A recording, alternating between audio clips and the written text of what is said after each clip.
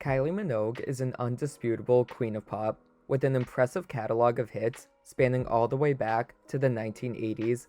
However, even Aphrodite herself isn't immune to some career hiccups, and while her 1997 album, Impossible Princess, is often cited as the record that nearly ended her career, 2014's Kiss Me Once is the most recent example of an underperforming Kylie album.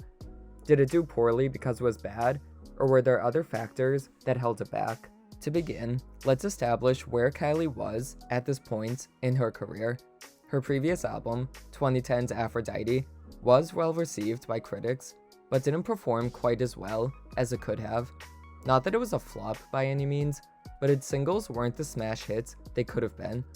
Kylie was disappointed by her record label, Parlophone, because of this underperformance, citing how single releases should be handled differently in the iTunes era, and that Parlophone was old-fashioned when it came to promotion. Despite this, she stayed with the label, but ended up signing a management contract with Jay-Z's label, Roc Nation, so she could move out of her musical comfort zone and work with new people.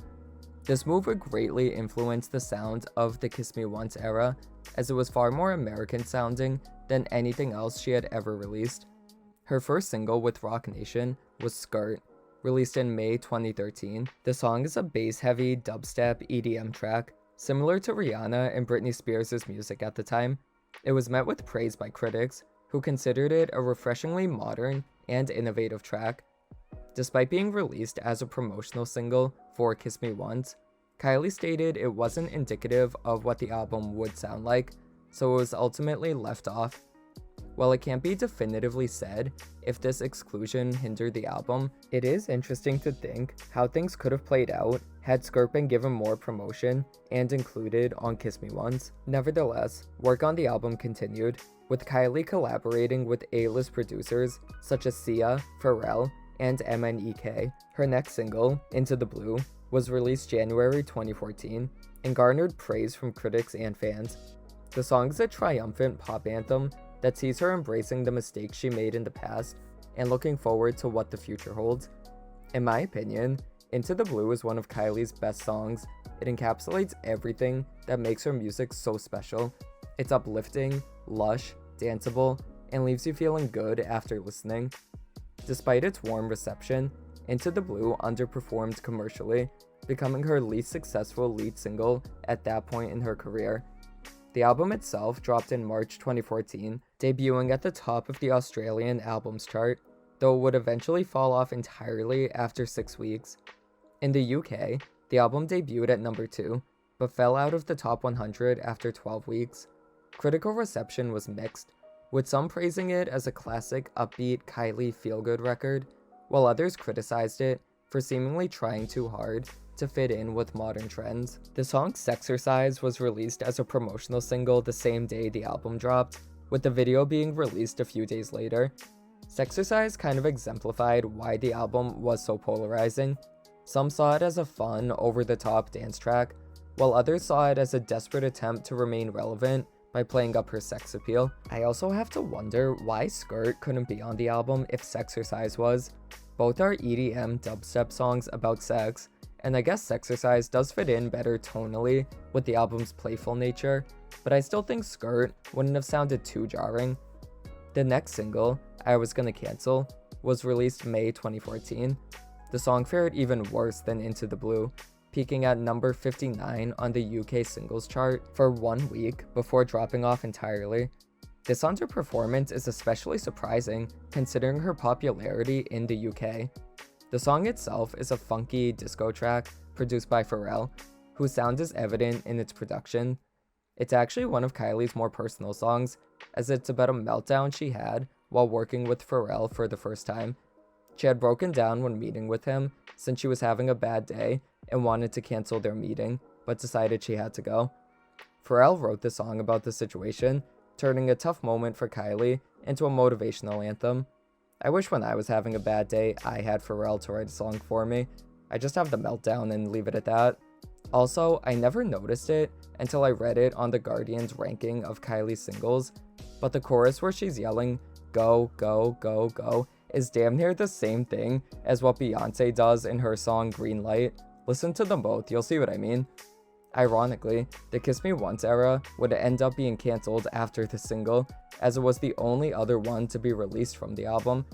The song Crystallize, which was originally meant for the album but didn't make the cut, was released as a charity single in June 2014, but no more official album tracks were released and promoted as singles. Kylie would embark on the Kiss Me Once tour from September 2014 through March 2015, and with that, the Kiss Me Once era came to a close. Kylie would end up leaving Roc Nation in March 2015, saying she was grateful for the experience, but that it was time to move on. With the disappointing performance of Kiss Me Once, I can't blame her. This is pure conjecture on my part, but I feel like Roc Nation just wasn't a fit for Kylie artistically speaking. Kylie has infamously had trouble breaking into the US market outside of a few hits, and I think that's because she makes fundamentally un-American music.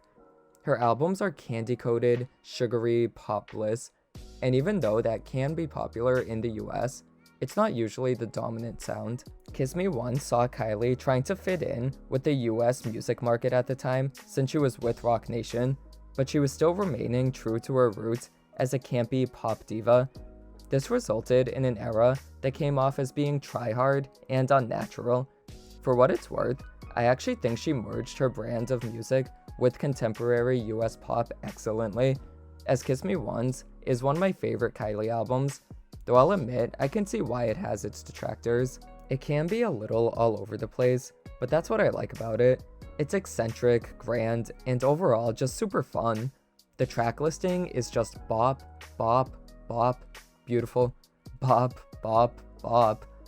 I think some of her best songs are on here, especially Million Miles, Feels So Good, and If Only. If only these songs were released as singles and promoted properly, I feel like they could have been considered classics of hers. Also, the bonus tracks are awesome. Sleeping with the Enemy is a moodier, darker moment. Mr. President is a hilariously over-the-top sex jam, and she even hinted at her next album with the final bonus track. Okay, I doubt she had actually planned that, but I always thought it was cool that her next album was called Golden, after she ended this one with Golden Boy. Fortunately, Golden would do much better than Kiss Me Once, and put Kylie back on track as the global queen of pop, with her 2019 Glastonbury Festival performance cementing her legacy even more than it had been before. While Kiss Me Once is often seen as a flop, I think it was an important moment in her career. Because of its underperformance, she ended up leaving Parlophone, who she had been with since 1999, and ended up signing with Warner Music Australia, who have done a great job reviving her career. Without the failure of Kiss Me Once, we may never have gotten Golden or Disco, and a world without disco is not one that I want to live in. However, there were some lessons to be learned from Kiss Me Once, as Kylie worked with new producers and writers that pushed her into making music that was a little different for her. She even stated that the album gave her some freedom, so it couldn't have been all terrible. From the outside looking in, Kiss Me Once may seem like a hot mess, but I promise if you're a lover of pop music, this album is a goldmine of some of the most joyous pop confections you'll ever hear. Even when Kylie flops, she still serves us some of the best modern day music, and that is what makes her the queen.